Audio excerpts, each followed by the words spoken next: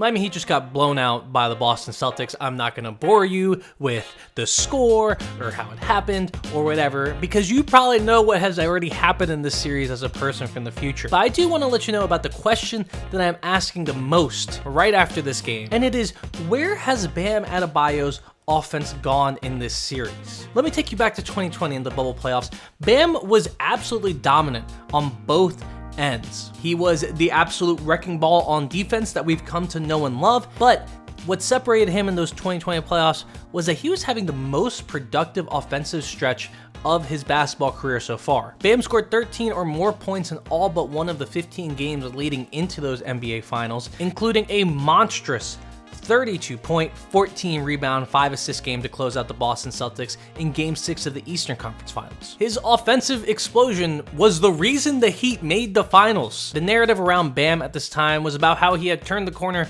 from potential defensive stalwart of a really good team to potential superstar of a great team. And I remember when this narrative clicked into place for me. It was March 8th, 2020, the Heat were in Washington, D.C., taking on the Wizards, and Jimmy Butler just went down with a toe injury late in the third quarter. With Jimmy out, the Wiz grabbed an 8-point lead thanks to Shabazz Napier, who led the Wizards with 27 points.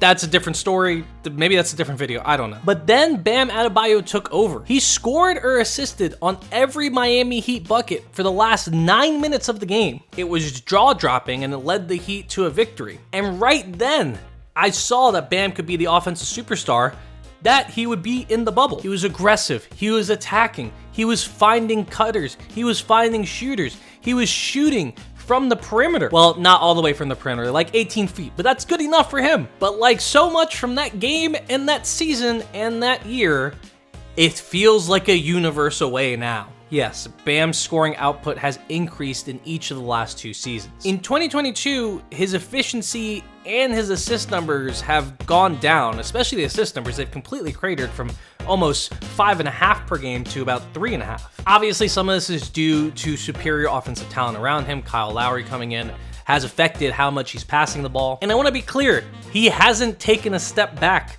at all. Certainly on defense, he's taken another step forward to being potentially the best defender in the league. But on offense, he just hasn't taken that next step forward. And it's been a little frustrating for Heat fans like me. In Boston's Game 2 blowout, he only had 6 points, and more concerningly, only had 6 field goal attempts, including free throws.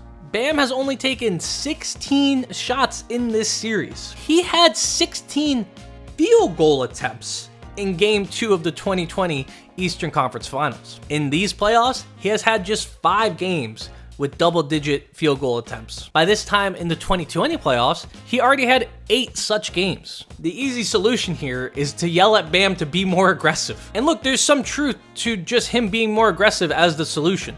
When I see him powering over Grant Williams only to kick the ball out, or when I see him have an open 18-footer and then look for someone to hand the ball off to, I too yell at him to be more aggressive. But there's also plenty of adjustments to be made. He did a lot of his damage this year as a cutter and as a roller, and those 2 options have been curtailed to a certain extent in the playoffs. Kyle Lowry's injury and absence from this team has really hurt Bam. I think it's hurt him the most offensively because that was his main pick and roll partner, and Kyle Lowry and Bam have great chemistry already in their first year together. Also, Boston's defense is just awesome. They're big, they're switchy, they know what they're doing, they provide help.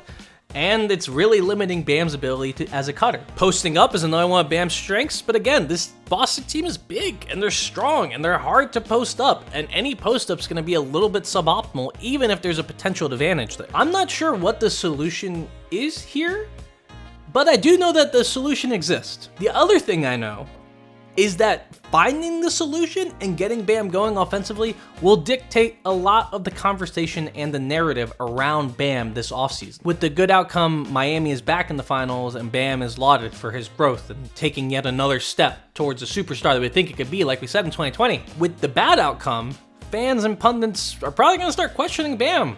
They're probably going to say, this guy can't score in the playoffs. He can't be your offensive engine. They're going to be saying that the Heat maybe should trade him for like Bradley Beal or DeAndre Ayton or Zach LaVine or I don't know, whoever, all the usual suspects. Now, of course, none of that will matter to the Heat.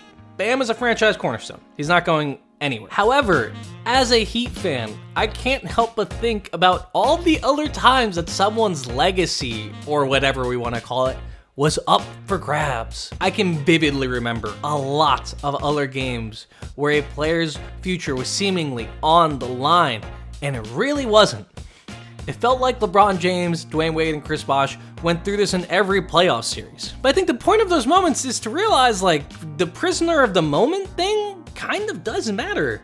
Right now we're in a moment where we don't know what Bam is gonna do in the future, right? It feels like this is a make or break situation.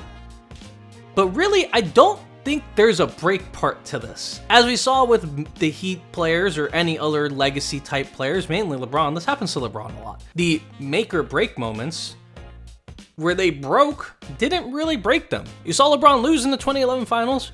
You saw LeBron lose various games throughout his career in the Heat, and people said it was over. His legacy was done, and now we're looking back on it, and he is clearly one of the best players in NBA history, and everyone should, at least in theory, respect him for that. To me, these games 2 and 3 and these other games in the regular season are really make moments where a great performance is going to stick with a player, and we're going to remember it.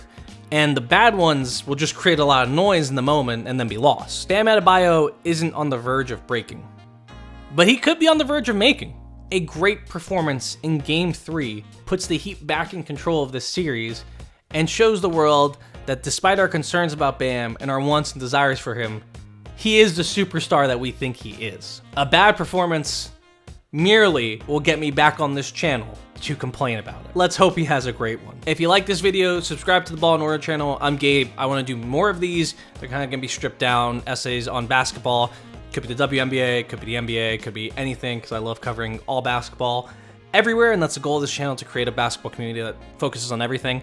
And then hopefully, like, the Heat win, because if not, like, I'm going to get more and more depressed as the Heat lose. So hopefully the Heat win, so then we can have, like, a fun video. And I'll talk about, like, the Warriors and all that other stuff. I'm just a Heat fan, guys. Like, give me some chance to breathe here. We just got blown out by, like, 30 points.